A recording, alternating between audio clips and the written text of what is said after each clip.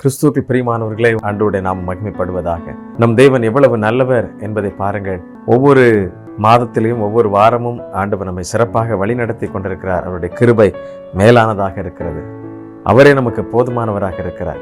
அவருடைய எல்லா அன்பை நினைத்து பார்க்கும் பொழுது எவ்வளவு மகிழ்ச்சி. இந்த உலகத்துல எத்தனையோ மனிதர்களுக்கு இல்லாத ஒரு பெரிய ஸ்லாக்கியத்தையும் பாக்கியத்தையும் உங்களுக்கும் எனக்கு தந்திருக்கிறார். ஆண்டவர் மெய்யாகவே நம்மோடு கூட ஜீவிக்கிறார் என்பதில் சந்தேகமில்லை. மேலானவைகளை நாடுங்கள். உயர்வானதை நாம் சிந்திக்கும்படியாக அழைக்கப்படுகிறோம். அநேக மனிதர்கள், ஆண்டவரை அறிந்து கொண்டவர்கள் கூட அநேக வேளைகளிலே உயர்வானவைகளை சிந்திக்க முடியாமல் போய்விடுகிறார்கள்.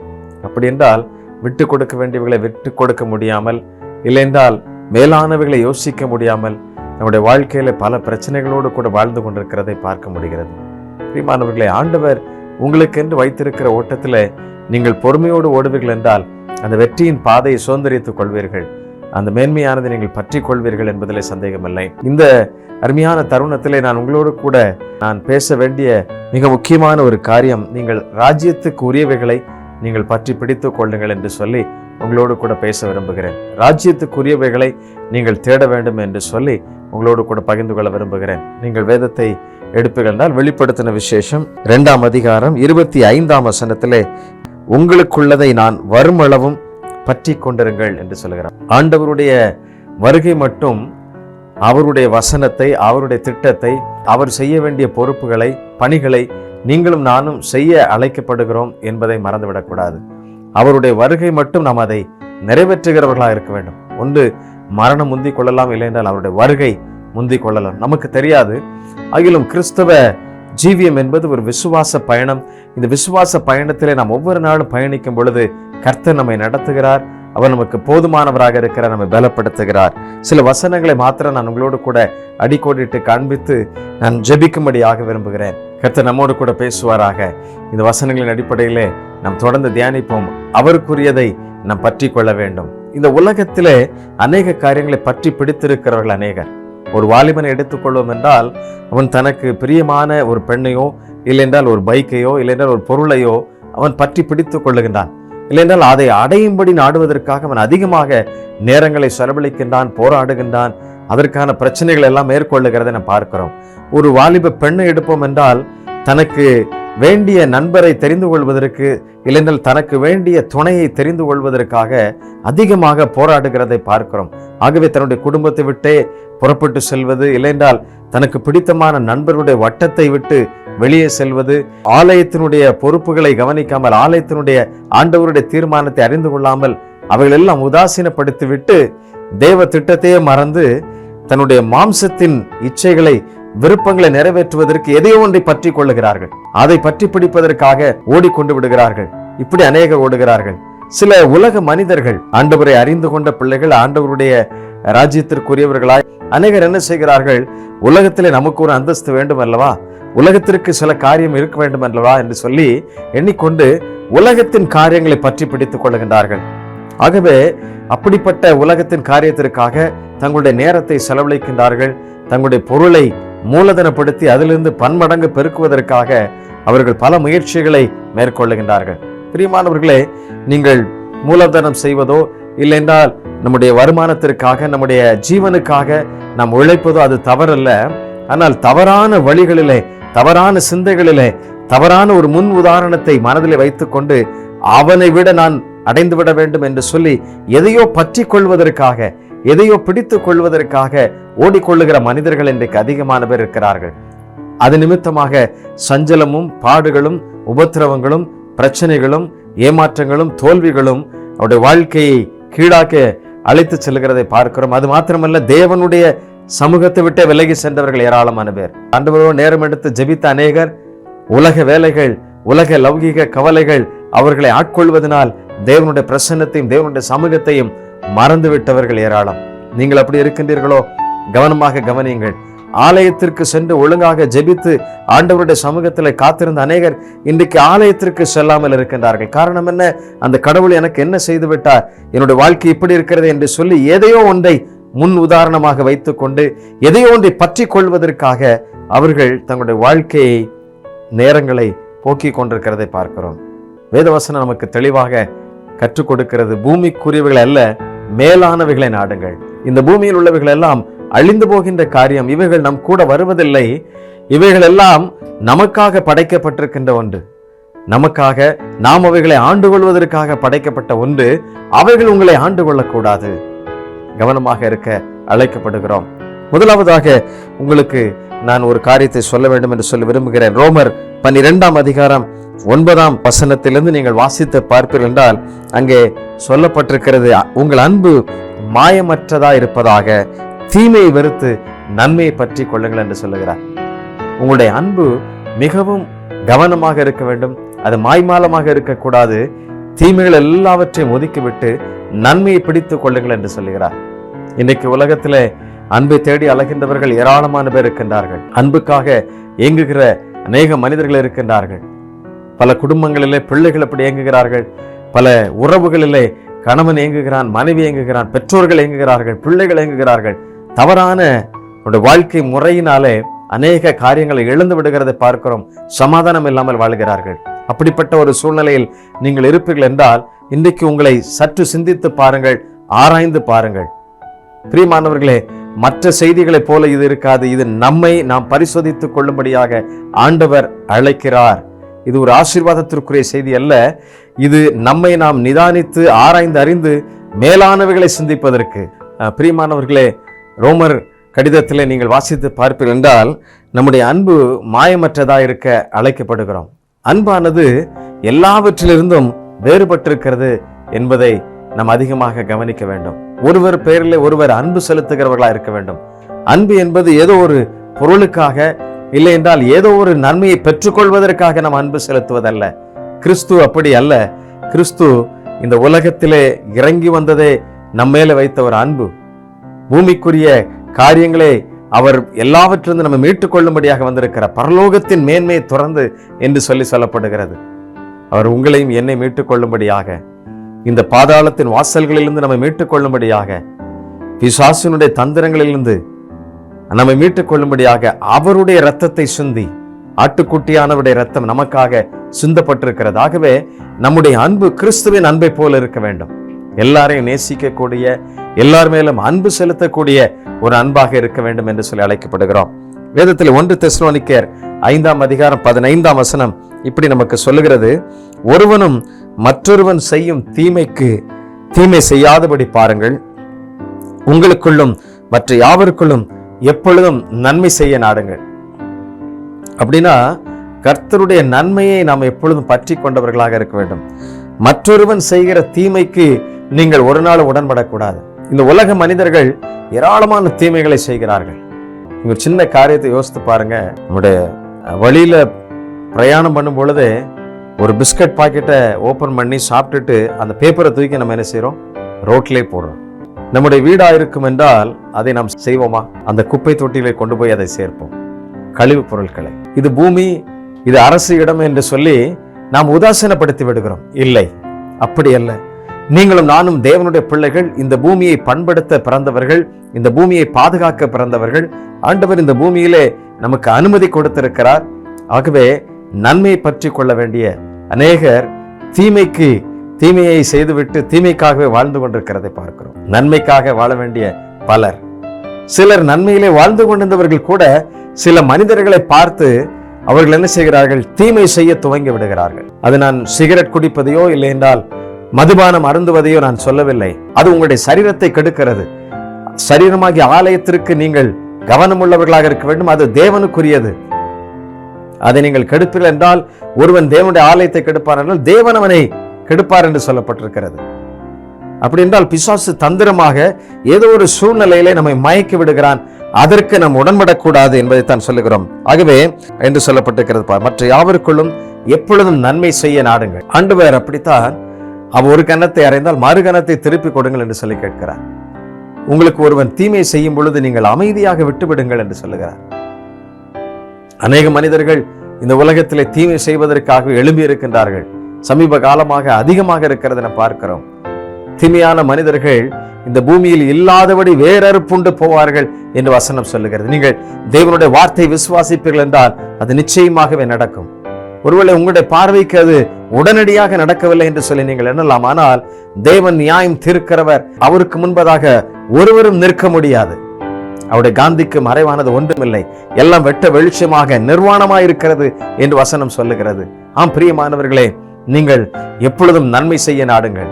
உங்களுக்கு ஒருவர் தீமை செய்வான் என்றால் அவனுக்கு நன்மை செய்து பாருங்கள். இந்த தேசத்தில் அப்படி ஏராளமான மனிதர்கள் அப்படி வாழ்ந்து மடிந்திருக்கிறார்கள்.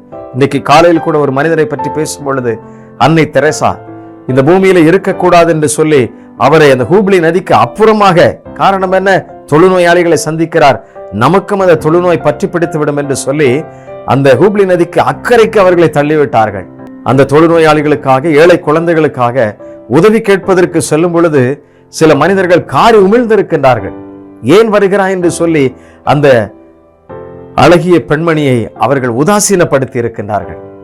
அவர்கள் அன்போடு கூட, இதை நான் வைத்துக் கொள்ளுகிறேன், என் பிள்ளைகளுக்கு உணவு கொடுங்கள் என்று சொல்லி கேட்டிருக்கின்றார்கள்.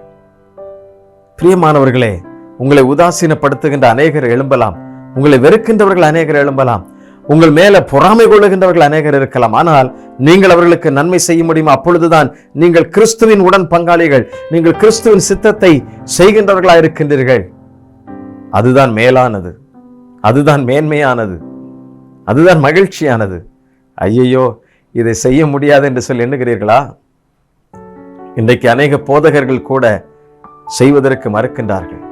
அநேக ஊழியர்கள் கூட பிறருக்கு நன்மை செய்ய மறுத்து விடுகின்றார்கள். தன்னுடைய சபைக்கு வருகிற சிலரை நேசிக்கின்றார்கள், சிலரை மறுக்கின்றார்கள், சிலரை சந்திக்க அவர்கள் மறந்து விடுகின்றார்கள். எளிமையானவர்களையும் இந்த உலகத்திலே காயம்பட்டவர்களையும் அவர்கள் தூரமாய் நின்று பார்க்கிறார்களே தவிர அவர்களுடைய வீடுகளுக்கு சென்று அவர்களிடத்தில் விசாரிப்பதில்லை. கவனமாக இருக்க வேண்டும். வசனம் எல்லாருக்கும் பொதுவானது. எல்லாரையும் நாம் நேசிக்கிறவர்களாக இருக்க வேண்டும். எல்லாரும் மேலும் அன்பு செலுத்துகிறவர்களாக இருக்க வேண்டும். ஒருவனும் என்ன சொல்லப்பட்டிருக்கிறது பாருங்கள், தீமைக்கு தீமை செய்யாதபடி பாருங்கள், நன்மை செய்யும்படி நாடுங்கள். இயேசுவை நீங்கள் பின்பற்றுவீர்கள் என்றால் நன்மை செய்கிறவர்களாக இருக்க ஆண்டவர் அழைக்கிறார். அது மாத்திரமல்ல, சங்கீதக்காரன் சொல்லுகிறான், தீமையை விட்டு விலகி நன்மை செய், என்றைக்கும் நிலைத்திருப்பாய் என்று சங்கீதம் 37:27 நமக்கு சொல்லப்பட்டிருக்கிறது. தீமையை விட்டு விலகி நன்மை செய்.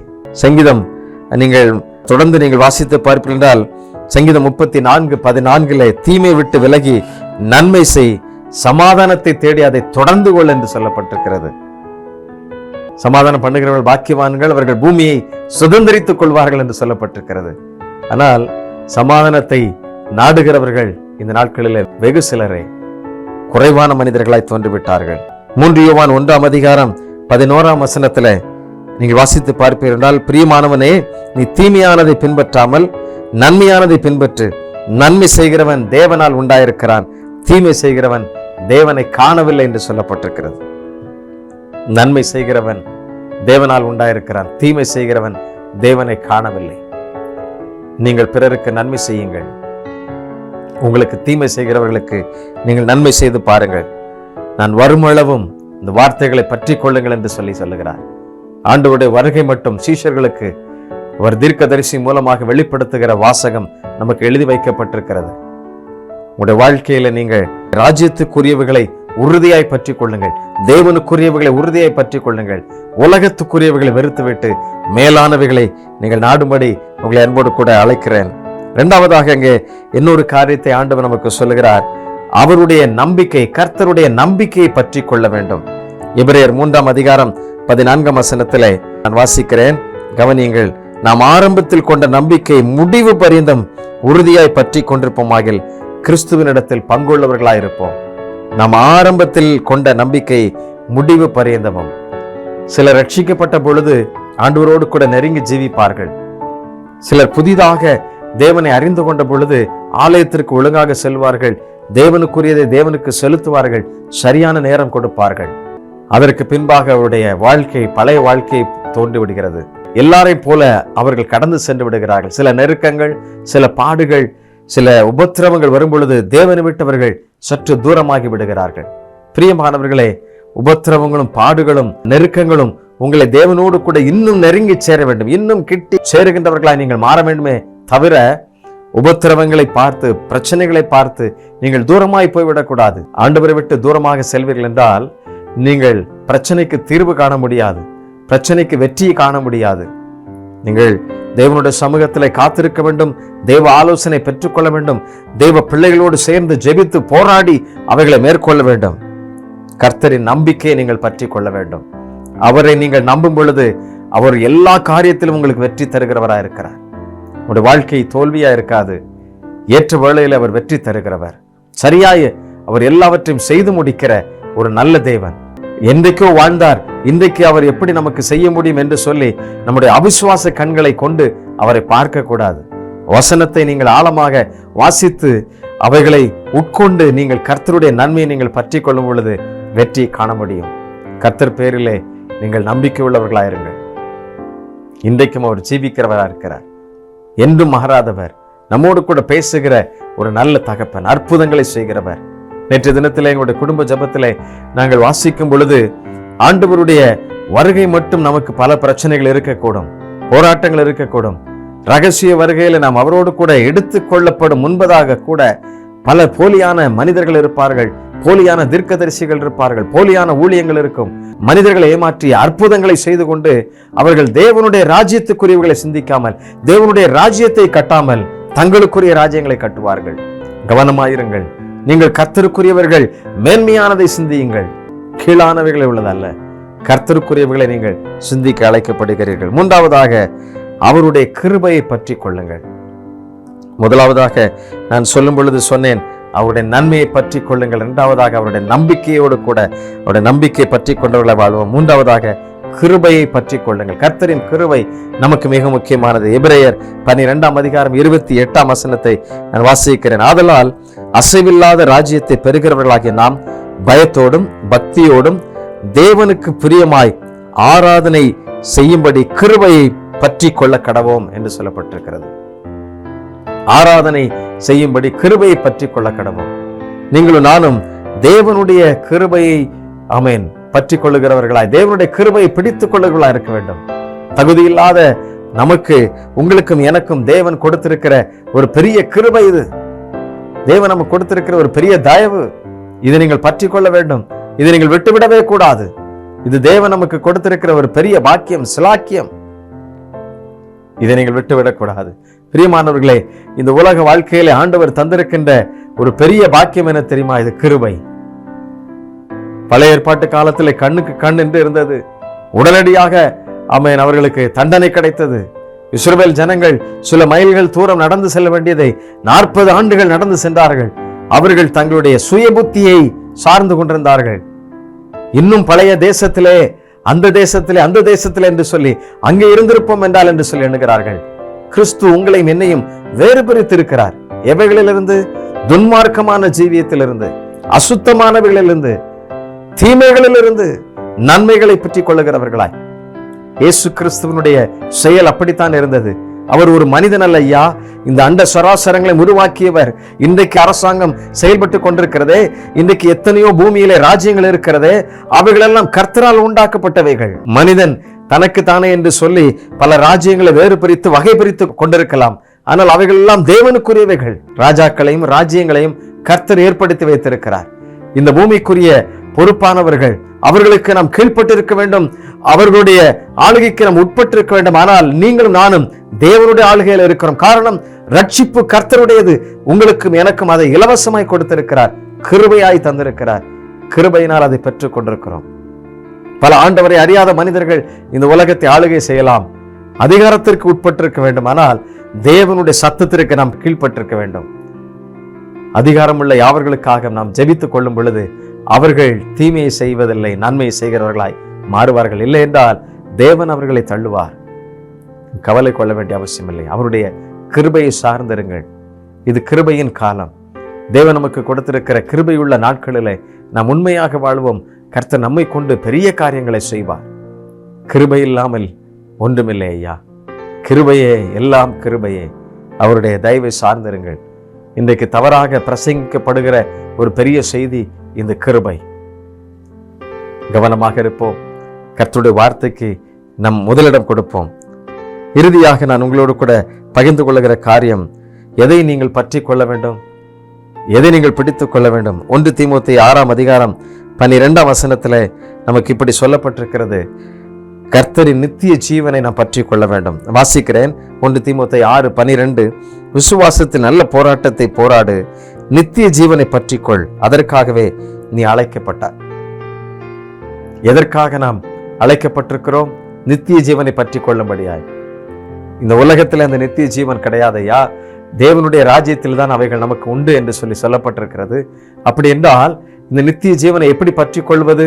தேவனுடைய வேத புத்தகத்தை நாம் சரியாக வாசித்து தியானித்து சென்று கொண்டிருக்கும் பொழுது ஆண்டவர் ஒவ்வொரு நாளும் நம்முடைய எண்ணங்களிலும் சிந்தைகளிலும் நம்முடைய எல்லாவற்றிலும் அவர் பேசுகிறவர்.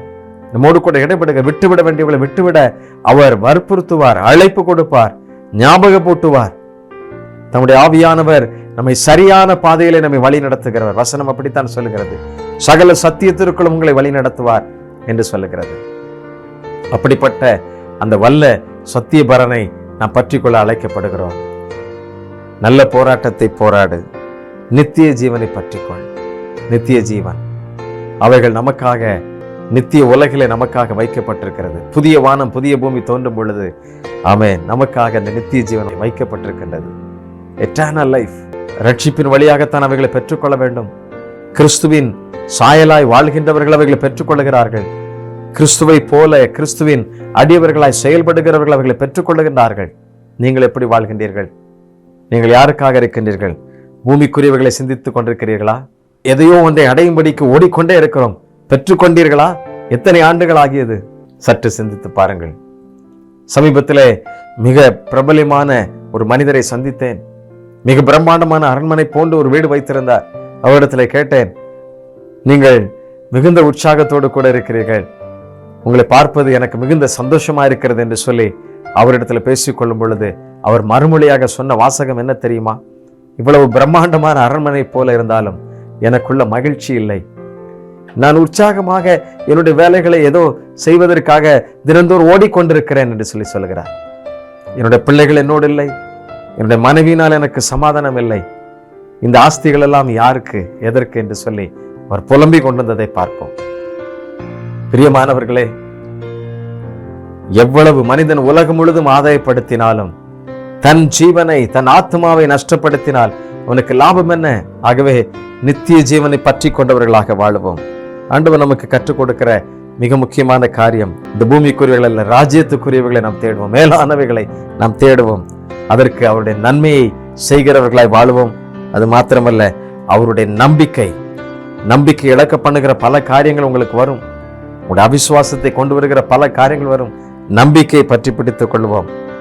மூன்றாவதாக அவருடைய கிருபையை சார்ந்து இருப்போம். அது மாத்திரமல்ல, நித்திய ஜீவனுக்காகவே வாழ்வோம். இறுதி மூச்சு வரை வாழ்வோம். கர்த்தர் நம்மை கொண்டு பெரிய காரியங்களை செய்வார். சற்று உங்களை ஆராய்ந்து பாருங்கள். ஆண்டவருடைய சத்தத்திற்கு நீங்கள் செவி கொடுங்கள். அவருடைய ஆடுகளாய் வாழுங்கள். அவருடைய பிள்ளைகளாய் அவரோடு கூட நீங்கள் இருங்கள். சரியான மேய்ச்சல் உள்ள இடத்துல உங்களை கொண்டு போய் சேர்ப்பார். தண்ணீருள்ள அழகிய இடங்களிலே உங்களை அழைத்து செல்லுவார். எந்த சூழ்நிலை வந்தாலும் உங்களை கரம் பிடித்து நடத்தி செல்லுவார். ஏற்ற தாழ்வுகள் வரலாம், மலைகள் வரலாம், பள்ளத்தாக்குகள் இருக்கலாம், எவைகள் இருந்தாலும் சரி, உங்களை அவர் தோள் மீது சுமந்து உங்களை அழைத்து செல்லுவார். அவர் மேலானவர். அவருடைய ராஜ்யம் மாறுவதில்லை. அவருடைய சத்தத்திற்கு செவி கொடுப்போமா? உங்களை நீங்கள் அர்ப்பணியுங்கள். எவைகளில் நீங்கள் சிக்கொண்டிருந்தாலும் சரி, எதையோ ஒன்றை பிடித்துக் கொள்வதற்காக ஓடிக்கொண்டே இருக்கிறீர்கள், சற்று நின்று கவனித்து பாருங்கள். எவைகளை பிடித்துக் கொண்டோம், எவைகளை பெற்றுக்கொண்டோம், யாருக்காக ஓடிக்கொண்டிருக்கிறோம், சற்று நிதானித்து பாருங்கள். நீங்கள் தேவனுடையவர்கள், நீங்கள் தேவனுக்குரியவர்கள், நீங்கள் கிறிஸ்துவின் சிந்தை உடையவர்களாக இருக்க அழைக்கப்படுங்கள். கண்களை மூடி ஜெபிக்கலாமா? அர்ப்பணித்து, எங்கள் அன்பின் ஆண்டவரை, இந்த அருமையான வேளைக்காக நாங்கள் உமக்கு நன்றி செலுத்தி துதிக்கிறோம். தம்முடைய பிள்ளைகள் மேலானவைகளை பற்றி கொள்ளும்படியாக ஆண்டவரை அழைக்கப்பட்டிருக்கிறீர். பூமிக்குரியவர்கள் அல்ல, மேலானவைகளை சிந்திக்கும்படியாக நீர் அழைத்திருக்கிறீர். இந்த அழைப்பில் நம்முடைய பிள்ளைகள் ஊர்ஜிதமாக ராஜ்யத்துக்குரியவர்களை சிந்திக்க ஆண்டவர் நீர் உதவி செய்வீராக. தனிப்பட்ட வாழ்க்கையில் வருகின்ற குழப்பங்கள், போராட்டங்கள், தோல்விகள், இவைகளிலிருந்து வெற்றி அடைவதற்கு அவர்கள் போராடி கொண்டிருக்கிறார்களே, ஆண்டவரே நீர் அவர்களுக்கு உதவி செய்யும்படியாக நான் ஜெபிக்கிறோம். ஒவ்வொரு பிள்ளைகளையும் கர்த்தர் நீர் விடுதலை கொடுத்து உடைய ராஜ்யத்துக்குரியவர்களை பற்றி கொள்ள அவர்களுக்கு பலப்படுத்தும். ஆண்டவரே, புதிய சிந்தை அவர்களுக்கு உண்டாகட்டும். கிருபை சார்ந்து கொள்ளட்டும். நித்திய ஜீவனுக்குரியவர்களாக இருக்கட்டும். தீமையை விட்டு நன்மை செய்கிறவர்களாக மாறட்டும். ஆவியானவர் நீர் அவர்களை ஆண்டவரே ஒவ்வொரு நாளும் வழி நடத்துவீராகப்பா. அவருடைய தவறான பாதையில தவறான வழிநடத்திலிருந்து அவர்கள் ஆண்டவரை மீண்டு வருவதற்கு கர்த்தர் நீர் அவர்களுக்கு உதவி செய்வீராக. துணையாளராய் நிற்கிற எங்கள் தூய ஆவியானவரே, ஒவ்வொரு பிள்ளைகளையும் நீர் தேற்றும், ஒவ்வொரு பிள்ளைகளையும் சரியான பாதையில் நடத்தும். இந்த வார்த்தைகளை கேட்டுக்கொண்டிருக்கிற ஒவ்வொரு குடும்பங்களும் ஒவ்வொரு நபர்களும் அவர்கள் ஆசீர்வதிக்கப்படுவார்களாக. தங்களுடைய வாழ்க்கையின் நோக்கத்தை அவர்கள் புரிந்து கொள்வார்களாக, எல்லைகளை அறிந்து கொள்வார்களாக, தேவ திட்டத்திற்கு உட்பட்டு வாழ்வார்களாக. அவர்களை நீர் அப்படி பலப்படுத்துகிறதற்காக உமக்கு நன்றி. சகல துதியும் கனமும் மகிமையும் உமக்கே செலுத்துகிறோம். விலகாத பிரசன்னம் அவர்களை நிரம்ப காத்துக் கொள்ளட்டும். இயேசுவின் நாமத்திலே ஜெபிக்கிறோம் நல்ல பிதாவே, ஆமென், ஆமென். பிரியமானவர்களே, கர்த்தருடைய வார்த்தையை கேட்ட நீங்கள் உங்களை சற்று ஆய்வு செய்து ஆண்டவருக்கென்று அர்ப்பணித்து பாருங்கள். நீங்கள் ராஜ்யத்துக்குரியவர்கள், மேலானவைகளை சிந்திக்க அழைக்கிறீர்கள். கர்த்தருடைய நாமம் மகிமைப்படுவதாக. God bless you.